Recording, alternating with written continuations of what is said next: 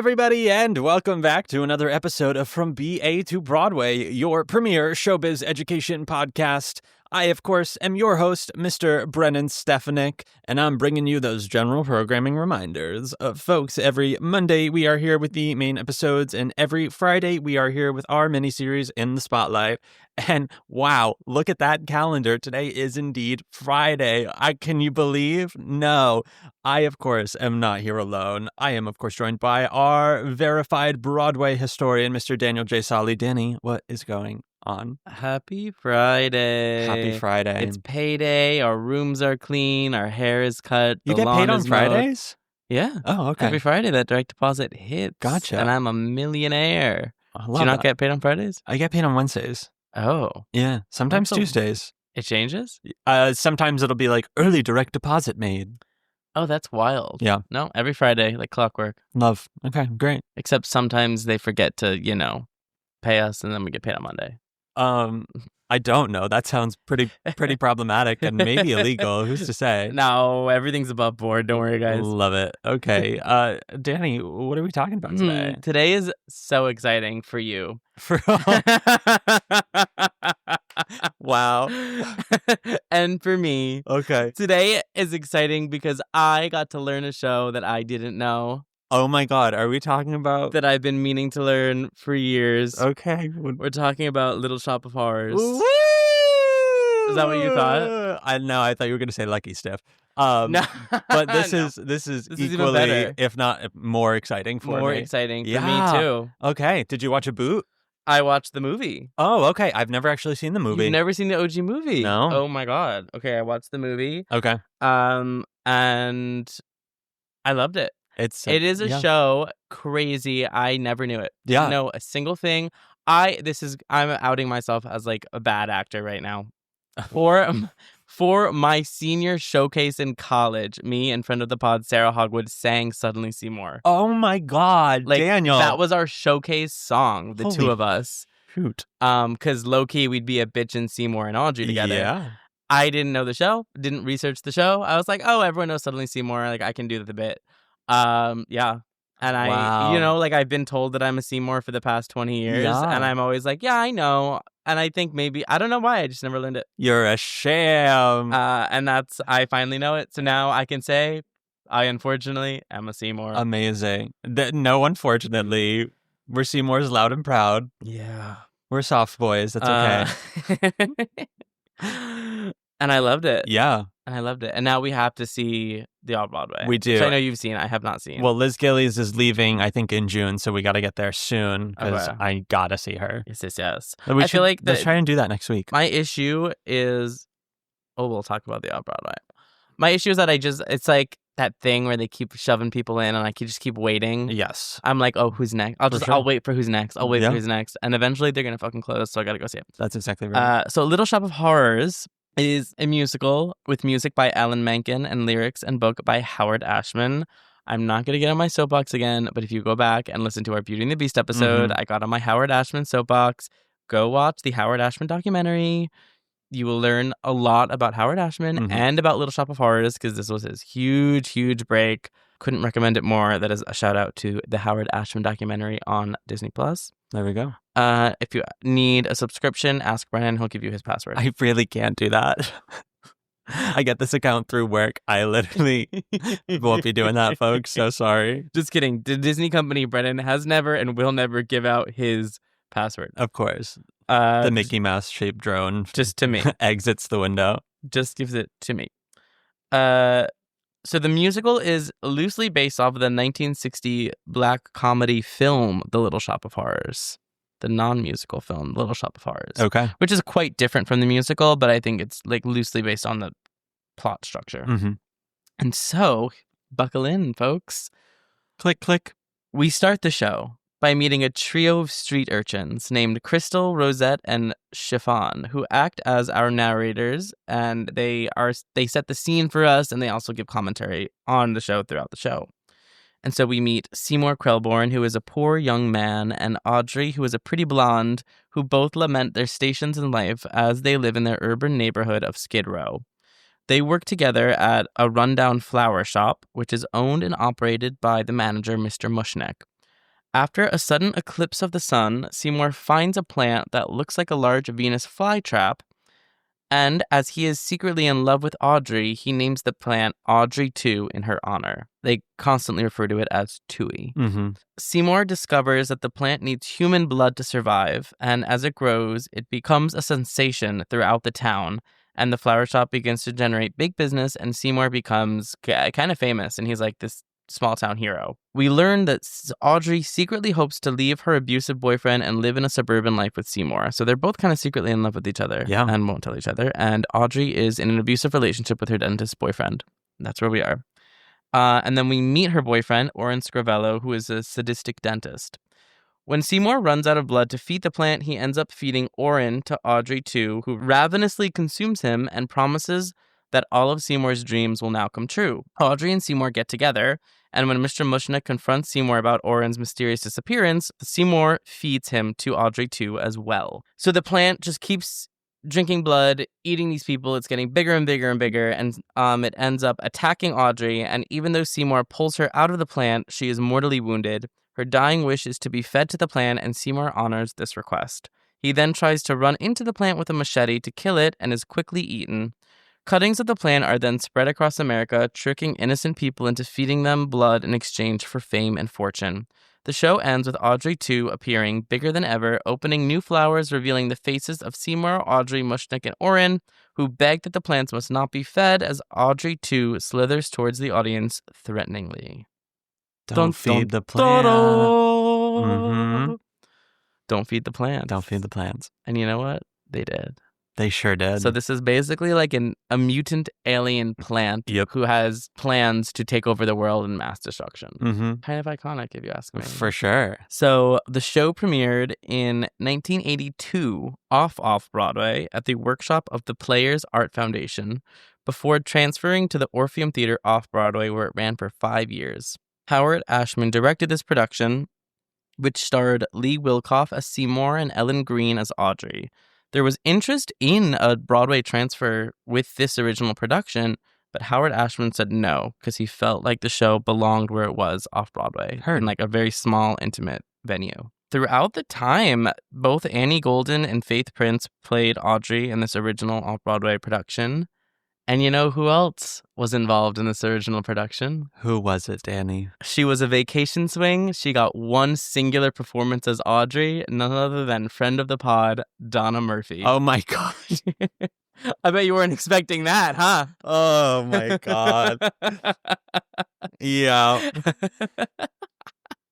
And at her put-in rehearsal, she slammed her leg into a metal box. And so they were like, oh my God, like, do you need to? And she was like, no, I get one performance as Audrey. Like, I'm going on. So she's like, I got a black eye, a broken arm, because that's like the character. Yeah. And she's like, my Audrey had a limp and stitches down her knee. Oh my God. And she went on. Iconic. Wild. Iconic. So yeah, I literally wrote, that's right, Donna Murphy, fuck your mom, fuck your life. I would pay so much money to see that performance, to see Donna Murphy play Audrey. Yeah. Come on. Okay. So, in 2003, a revival of Little Shop was planned with the goal of opening on Broadway. This is some tea. Get ready for it. Okay. So they had a pre-Broadway tryout at the Miracle Theater in Florida with Lee Wilkoff, the OG Seymour, now playing Mr. Mushnick, Hunter Foster as Seymour, Alice Ripley as Audrey, and Billy Porter as Audrey 2. That's a wild cast. Isn't it crazy? Yeah. And this production was directed by Wilkoff's wife, Connie Grappo, who was Howard Ashman's assistant on the original production of the Off-Broadway. It did not receive great reviews, and the producers fired everyone involved with the production except for Hunter Foster. Oh my God. And so they then hired Jerry Zaks to direct and Carrie Butler to play Audrey. And this is the production that opened on Broadway in 2003. Isn't that crazy? Probably kicking themselves for throwing out Billy Porter at this point, you know? Yeah, probably. Yeah. I mean, he'd be a pretty kick-ass Audrey too. 100%. And I thought this is interesting, and I feel like this kind of ties into this Tony Awards. And because of its long history and the original Off-Broadway run, it was considered a revival for that award season, Okay. even though it was the first time the show is being performed on Broadway, Mm-hmm. which made me feel like that's probably what happened to Floyd Collins, Yeah. where it's like a show that's been written for a long time and kind of has like had somewhat of a life, even if it wasn't in New York. Yeah. So when they bring it to Broadway, they're like, well, it's not original. Like, this isn't the original production. It just seems like there are those off-Broadway shows in theaters that are Broadway. You know? Like, even right now, Little Shop is like, oh, it's Broadway's Little Shop. It's just in an off-Broadway house. I mean, because really, I mean, the distinction of Broadway, quote unquote, for those listening, I just did finger quotes. I can verify the fingers were up. Thank you for corroborating. Of course. It's seat amount. It's like size of the theater, the amount of theaters. So it's like, yeah, like there are off-Broadway connotations, I guess, but also it's really just about the size and budget of the theater. And there are many off-Broadway shows that basically are Broadway caliber and Broadway esteem, and the only reason that they are not considered Broadway is because it's a smaller theater. Yeah. Like, I think of like everything at New World Stages. Like, that's Broadway caliber shows. Those are Broadway shows. Yeah. It's like, you know, like The Play That Goes Wrong probably wasn't big enough to fill a Broadway theater for all this time. But the second they like downsized to like the smaller, more intimate space, it's like, obviously it's going to run forever. And it feels the same, honestly. I saw it on Broadway and off Broadway, and like the spirit of it is all the same. Yeah, and it's usually the same production team. So that's the tea on that. I also thought this was fun that Joey Fatone played Seymour to close out the Broadway production. I did not know that. He did. Well, when Joey was announced to come back for Anne Juliet, like everyone was advertising and being like, Joey Fatone back on Broadway after being in Little Shop and Rent. And I was like, oh, naturally, he was the dentist in Little Shop and Roger in Rent. And boy, was I wrong on both accounts, because he played Seymour and Mark, which is wild. I know. I was surprised. I was like, he's got a couple Broadway credits. Yeah. Like, I thought Anne Juliet was his big Broadway debut, but no, he's got a couple. I would say it's been his most appropriate Broadway role, but... I mean, he's singing his own music. Yeah. And then... another fun fact is that Anthony Rapp led the company at Seymour for the national tour, which just feels right. Yeah. I kind of feel like he feels like a little bit more right of a Seymour than Hunter Foster. Yeah, that's fair. I feel like maybe just because of Urinetown, I think of Hunter Foster as like cool guy. Yes. Which like isn't necessarily Seymour, but I'm sure he was a great Seymour. And then we got I'm sad I never got to see this, a 2015 Encores concert staging at City Center with Ellen Greene returning to the role of Audrey and Jake Gyllenhaal playing Seymour. Yeah. And I feel like this was the first production where Jake Gyllenhaal was like, oh, I'm going to do theater in New York and do musical theater in New York. Yeah. I feel like we hadn't really seen him touch theater, like, or touch musical theater. When did whatchamacallit happen? What? Sunday in the Park. Sunday was after. It was like 2016, 2017. Gotcha. Like, he like kind of soft launched with this, and then he was like, and now I'm going to do Sunday in the Park with George. It's like balls to the fucking Pretty wall. much the same thing. And Ellen Greene, I mean, she played Audrey in the original production. She played Audrey in the original West End production. She played Audrey in the 1980 movie. She is like the iconic actress. Like, she created the mold of Audrey. So that is kind of her huge, like, career-defining part. Totally. So the fact that she then came back in 2015 and did it is just incredible. Have you seen, like, the videos? There are videos of the two of them singing. Yes, I have. It's, like, one of those things where you're like, yeah, she owns it and she knows it. It's hers. She's like, this is mine. You know, anything that she does on that stage, spur of the moment, it's just, you're like, yeah, it's yours. It's yours. You just own it. Truly. I don't know. I mean, I was about to say, I don't know her, which is true. I don't know her. We should get her on the pod. I don't know her. I should watch interviews with her. I wonder, like, if that is her, you know, like, is that her accent? Is that her, like, is that what she's just like? And she kind of just came in and created the role? Or is she, you know? Yeah. I don't know. So we had that production. I mean, Little Shop is kind of a cult classic. It 100%. Obviously has entered the, like, community theater, school theater, regional theater zeitgeist. Yeah. Everyone, I mean, besides me, who had never seen it before, but like everyone's seen it, everyone's done it, everyone knows all the music from it. Yeah. So we've had some really cool productions of it. We had a 2018, JFK Center for the Performing Arts staged Little Shop with Josh Radnor as Seymour, Megan Hilty as Audrey, and Lee Wilkoff finally got to come back and play Mr. Mushnick. Love that for him. But I was like, oh, Megan Hilty, yes. Yeah. And we've never gotten an Annalee Ashford Audrey. No, we haven't. I fear she might be aged out of it. I know, honestly, with the one that they're doing right now, they've had very wild couples in terms of pairing and aging and whatnot. So I think that's also true. I think they could stick her in there. It is. I mean, I know they're supposed to be like kind of youngish, but like the ages are kind of relative. Yeah. But Megan Hilty, that's a good choice. Mm-hmm. And then in 2019, do you know the Pasadena Playhouse one? That one was iconic. Who was? So that's the one with George Salazar as Seymour, MJ Rodriguez as Audrey, Amber Riley as Audrey 2, and Kevin Chamberlain as Mr. Mushnick. Yeah.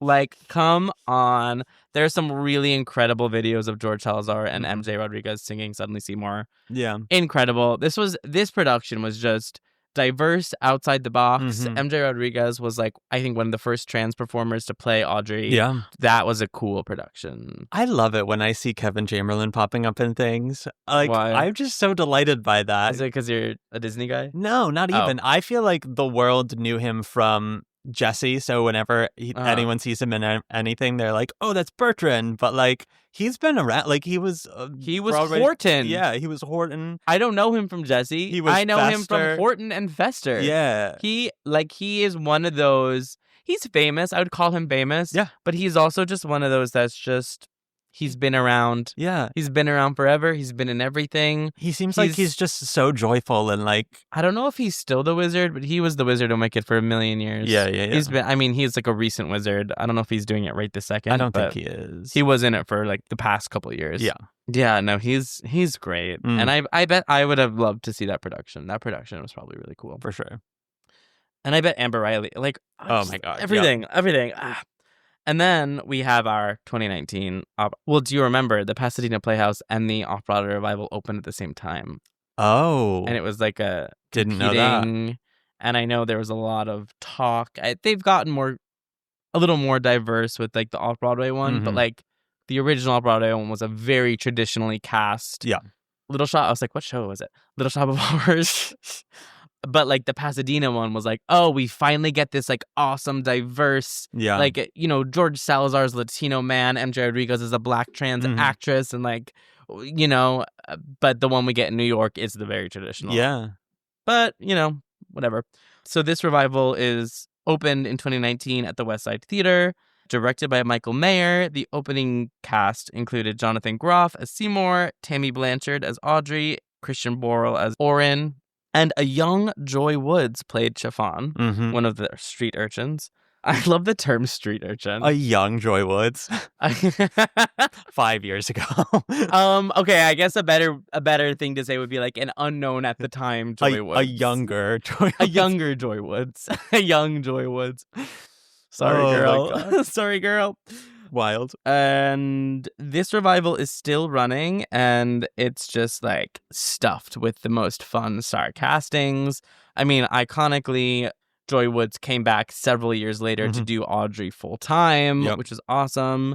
We have our Seymours, Gideon Glick, Jeremy Jordan, Conrad Ricamora, Skylar Aston, Rob McClure, Matt Doyle, Corbin Blue. Oh, I remember when he did that. Yeah. Darren Criss, Andrew Barth Feldman, come on the podcast. Nicholas Christopher. Right now, Milo Manheim is Seymour. I don't know who that is. He's a more recent Disney person. I am not familiar with his franchises. However, all the media that is being shoved down my throat of him, I love his vibe. Oh, it's a good vibe. Oh my God. I don't know. I haven't seen anything about him. Yeah, he's very much like tall, weird rap boyfriend, kind of. Okay. Like little grungy. Really funny. I'm loving his vibe so far. I respect that. Yeah. And then our Audreys, I feel like we've gotten like really, not that the Seymours are all the same person, but I feel like the Audreys have been really diverse in terms of like the vibe. Yeah. We have Lena Hall, Maud Apatow, Joy Woods, Constance Wu, Evan Rachel Wood, Jinx Monsoon came in. Yep. Sarah Hyland, Sherry Renee Scott, and currently Elizabeth Gillies. Yeah. That's just wild. It is wild. Like, I love it. I love it. Yeah. This Off-Broadway run has like really opened it in my brain as well, where it's like Seymour and Audrey, like as much as I love to say save Seymour for the soft boys and the nerdy boys, like a lot of these people have really come in and surprised me. I haven't seen everyone do it in person, but I Who have have you seen do it? I've only seen it once. I saw Lena Hall's last performance. Oh, that was probably wild. And I saw the understudy for Seymour, and it was supposed to be, what's his name from the company Revival? Matt Doyle. It was his run, but I saw his understudy. But Lena Hall as Audrey was a religious experience. Really? Like her voice and her rock and roll style for that role was incredible. Truly incredible, worked so well. Well, because I listened to, what was it? I forget which podcast it was. I listened to a podcast with her. Yeah. And she talked about like, she got the offer and she was like, I would love to play Audrey, but I don't want to come in and just do like the Audrey. Yeah. Like I if you're going to like let me come and do it, like I want to come in and like do my thing. Like like be an actress and like create my character. And this production was like, absolutely, like that's what we want. We want you to like come in and like, we want the Lena Hall Audrey. We don't want you to just like do the voice and the sound that we all think of as like the Ellen Green Audrey. So I would imagine she was probably a really out of the box. It like truly very out of the box. Yeah. And it worked so beautifully. Well, that's what it kind of feels like with this production, where they're kind of like all of these Seymours are really exciting. Yeah. But they are kind of like classic Seymours. Well, when they announced Jeremy Jordan, I was like, come on. I was like, are you joking? But every video that I've seen of him, absolutely delightful. Yes. Like, genuinely surprised me. Like, yeah, I hate to say it, but like. I know. I think, I guess. Oh, save it for the soft boys, though. I mean, yeah, save it for the soft boys. I mean, most of these, though, are. Like, Gideon Glick, Andrew Barth Feldman, Rob McClure, like, these are Seymours. Yeah. Like, those. So, like, more of them than not are not, are Seymours. Not, like, more Elder Cunninghams and less Elder Prices. Of course. I would have loved to seen Gideon Glick. I have seen some boots. Very good. Love him. He was, like, the first Seymour after Jonathan Groff. He, like, left To Kill a Mockingbird to do it for a couple months. Yep. And right now they're all Tony nominated. Yeah. We have Jonathan Groff, Jeremy Jordan, Conrad Ricamora, Darren Criss, and Joy Woods. We have 4 Seymours, 1 Audrey. Crazy. Wonder who's next. Could be anyone. I could foresee a world where Milo and Elizabeth get extended again. Because they just announced their first extension of them. Oh, really? Yeah. So I think they were originally supposed to stop in either late April or early May, but now they got extended through beginning of June. Because what seems to be happening, what I'm noticing now that I'm looking at these, is like a Broadway famous classic Seymour, and then kind of another diversely famous out of the box Audrey. Yeah. Where it's like, Gideon Glick, Jeremy Jordan, Matt Doyle, these are all Broadway boys. They're kind of people you would expect to play Seymour. And then you have the Audreys are like Constance Wu, Jinx Monsoon, Sarah Hyland, who are like famous girlies, but from other medias. Yeah. And you're like, oh my God, I didn't know Sarah Hyland sang. Yeah. And now Sarah Hyland is like in her Broadway era. She's in Gatsby right now. She did. I like her. I like her a lot. I like Modern Family. I have never seen Modern Family. You've never seen? No. Oh, we should watch it. That one feels like it's kind of out of my time now. Like, I feel like the time where I would have really imprinted and enjoyed it has passed, but I'll give it a shot. It's kind of like a perfect sitcom. Okay. That's one that I've like seen a lot of, but I've never watched it like first episode to last episode. Gotcha. And I always have kind of meant to. It's a delightful show. It really is. And it was groundbreaking at the time because of gay representation and stuff. Because of gay. Because of gay. Yeah. So that is the deal with the Off-Broadway revival that's currently running that we will go see at some point, and we'll let you know. We'll let you know. Yeah. Unless it's bad, then we probably won't say anything. There's no way it's bad. Oh, you've seen it. You've already seen it. I mean, I've seen the show. I haven't seen these people, but I've seen a couple of booths that have been pretty damn spectacular. Yeah, I have a friend who works in a capacity in the theater passively. So he has seen like every pairing Oh, wow. that's ever been since the start. So he's given me the tea on each pairing. Wow. How often they call out of the show, if they're nice or not, who's thrown tantrums. Yeah. So that's fun tea to get. Yeah. And you can hear it all on the Patreon. Yes, you can. Oh my God.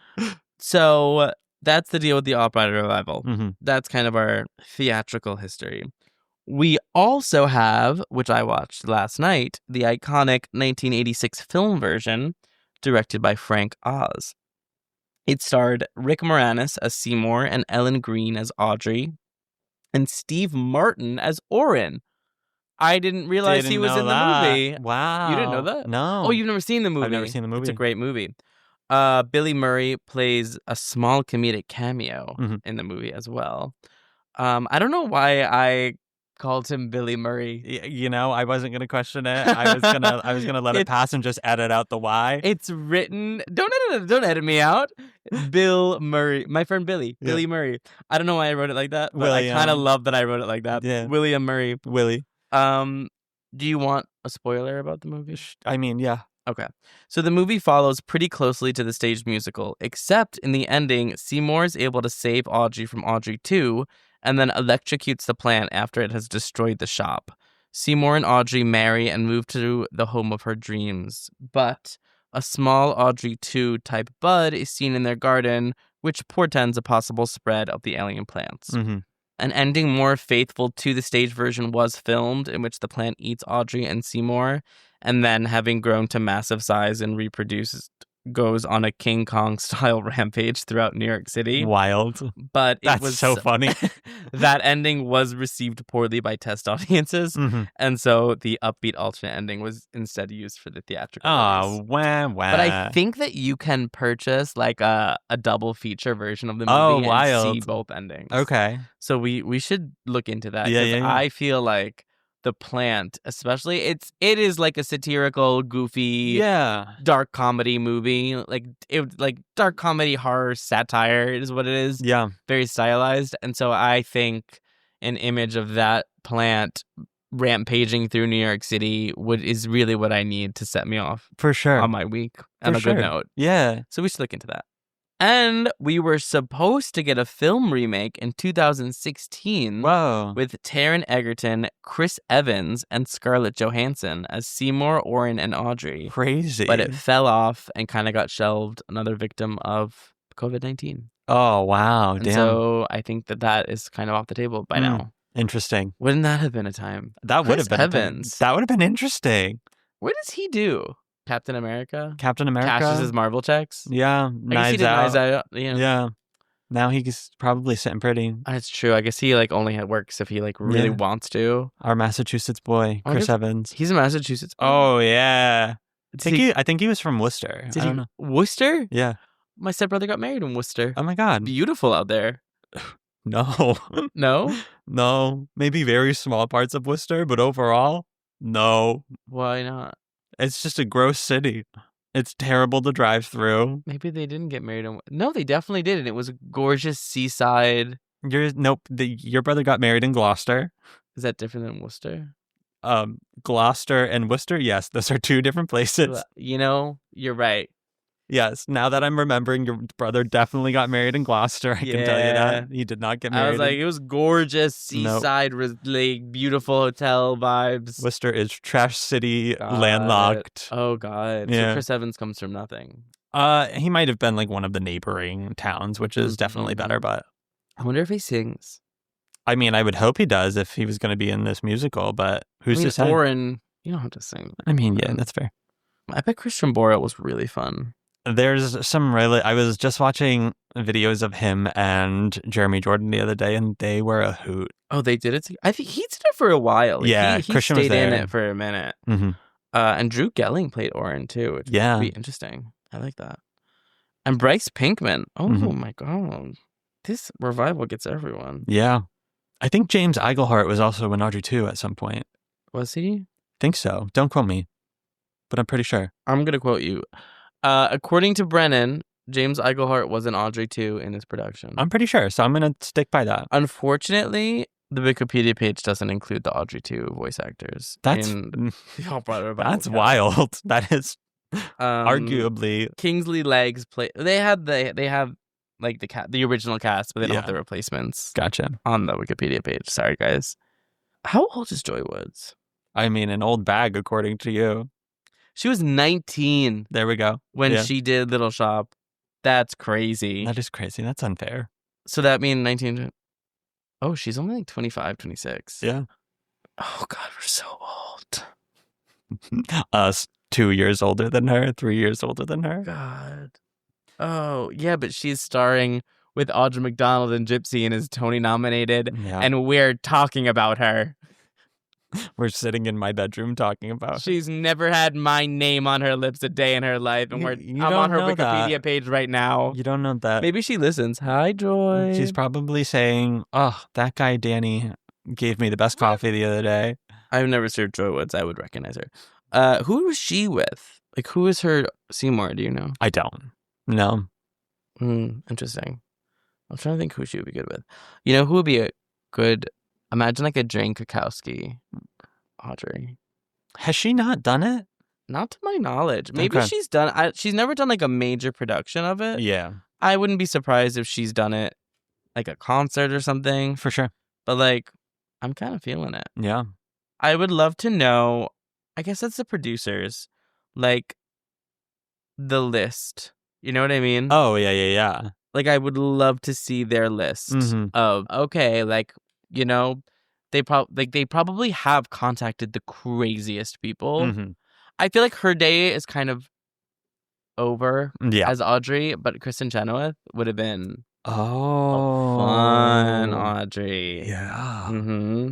Wow. But I feel like I've said this before about her. I feel like she probably just does what she wants to do. Yeah. She's probably very choosy about her projects. There are just like so many roles where I'm like, we missed a Kristen Chenoweth. Yeah. Insert this character. Like, we never got her Audrey. We never got her music. Oh, we did get her Music Man. She did the movie. We never got her like imagine her in Mrs. Lovett. Mm-hmm. Imagine her. She would have been like a good Joanne and Company. Oh, yeah. Like, I feel like she's like one of those actresses who's been in like 4 iconic Broadway shows, Yeah. as opposed to like, you know, someone who's been in 20. Totally. And that's my conclusion on that. Agreed. And I think she would have been a hilarious Audrey. 100%. Imagine if it was like Idina Menzel as Seymour and Kristen Chenoweth as Audrey. Oh, my God. Have you ever seen another production of Little Shop? Yes, I have. I saw a community theater production of it once. Uh-huh. I think it does have a very wide range of productions every year. I feel like most frequently the thing that is always the most different is the Audrey 2. Like, a lot of times. Mm-hmm. That's where you can get like really creative. I feel like. I would say the most assumed is going to be Your Large Puppet, but that is also not always as feasible for everywhere. So a lot of times it will be played by someone in some form of physicality. Oh, that's interesting. Yeah, I mean they're not like a physical character so much as a scene embodiment of it, but like that is what I would see most often. It is very frequently played by women for sure. And it's very fierce most of the time, you know. But I think I only have seen one other production in person, but this is one of those shows that I've watched many a boot of. Really? Yeah. Are there a lot? There are a lot of this Off-Broadway? Of the Off-Broadway, I think there's more clips of it that I've been fed on TikTok, but like, yeah. Interesting. Have you seen any clips from like the original Broadway? Maybe I've watched a boot of it at some point in time, but I don't know. I don't remember for sure. Okay. Maybe I'll have to go through like a bootleg rabbit hole, a boot hole rabbit leg. A booty hole. I'm not mad at any of these Seymours. Oh my God. Okay. Ooh. Do you have anything else to say about the show, Danny? I don't know that I do. It's a good one. Do you? I would say that there's some good book songs for character actors. I think this is a good show for them. You know what I wanted to say? Yeah. I came across a TikTok the other day. We always talk about like book songs, Yeah, right? yeah. And we're always like, oh, I don't know if you should have this, whatever. And I feel like I always kind of say the same thing, which is like, do it if you do it well. Yeah. And there's this like concept, this like theoretical concept of the overdone audition song that everyone talks about. Do you know Josh Grassetti? Yes. So he like makes a lot of TikToks. He was a Broadway actor for a long time. He's now a professor at a PFA program somewhere. I want to say UCLA, but I might be wrong. Oh, okay. And he makes TikToks a lot about like advice or theater and stuff. And he was talking about this idea of like the overdone song. And he's like, it doesn't exist. He said, it's not the song that's overdone. It's you singing that song. It's a song that doesn't serve you. Gotcha. And so like, it's not that you are singing Astonishing and Astonishing is an overdone song. For sure. It's that Astonishing does not serve you. Like you don't do Astonishing well. Yeah. And so pick another song that you do well. And I feel like that encapsulates everything I ever want to say about For like, sure. the quote unquote on audition song. It's not the song, it's you. It's not the song, it's you. Like if you find a song like that serves you and is showing you off, like don't worry if it's overdone. Yeah. If like, what's that Seymour song? Feed Me? Don't feed me. Grow for me. Like if Grow For Me, like if you kick ass with that song and it shows off exactly what your skill set is, like do it. Do a lot of people know it and do it? Probably. For yeah. sure. You probably do it. I do. And you know what? I really only do it for Little Shop auditions, but it is in my book for that And you know reason. what? If I knew the show 10 years ago, it would be in my book. Yeah. I just missed it. For sure. So that's my thought on the audition song. I literally I came across that TikTok while I was scrolling and I went back and like wrote it down in my notes. I was like, I'm going to say this on the podcast. For sure. Because I loved it. I do It's love not that. the song that's overdone. It's you singing the song that's not doing you any favors. The song Breaking Up With You. And it sounds not harsh, me, but it's it's you. just the truth. Yeah. It's just like when you're picking material, you just have to be like so brutally honest. For of you're sure. like, is this song doing me favors or do I just like the song? Yeah. And for a lot of us, a lot of times, it's just that we like the song. That's or exactly that right. like, you know, like Sutton Foster did it really well, but that doesn't mean that like serves me in that way. For sure. And unfortunately, me and Sutton Foster don't have a ton of overlap, surprisingly. I mean, I wouldn't go that far. I know. I think I'd be a really good, Reno Sweeney. Yeah, absolutely. Number one Fiona, Danny J. Solly. I'd kill it. Tell Telsey. Okay. Folks, get out there, go see Little Shop, go watch Little Shop, go listen to Little Shop. It's really good. Also because it's a very accessible show. Yeah. Very easy to see. Bootlegs. I rented it on YouTube for like $2. Yeah. You can watch the original movie. Also, because of the Alan Menken of it all, the music is also very useful for Disney auditions and stuff like that. It is a Very nice Disney way coded. to throw them something that they probably haven't heard as much during the day. So always keep that in mind. And if there's a certain show that you want to hear us talk about, you can let us know by finding us over on the Patreon. That is patreon.com/BA to Broadway. All of our principal tier Patreon members get to choose the shows that we talk about each week. So get on over there and let us know. And guess what? I just made it cheaper. It is even cheaper now. Times are tough. I know, right? Eggs are expensive. Everything's expensive. God, our class solidarity king over Yeah, here. I mean, am I poor? Who's to say? But I think this is clearly indicating of that. Is it because that we watched Ratatouille the other night? Yeah, that I really had a come to Jesus moment. I developed class consciousness with that night. the caste system of Ratatouille. I was like,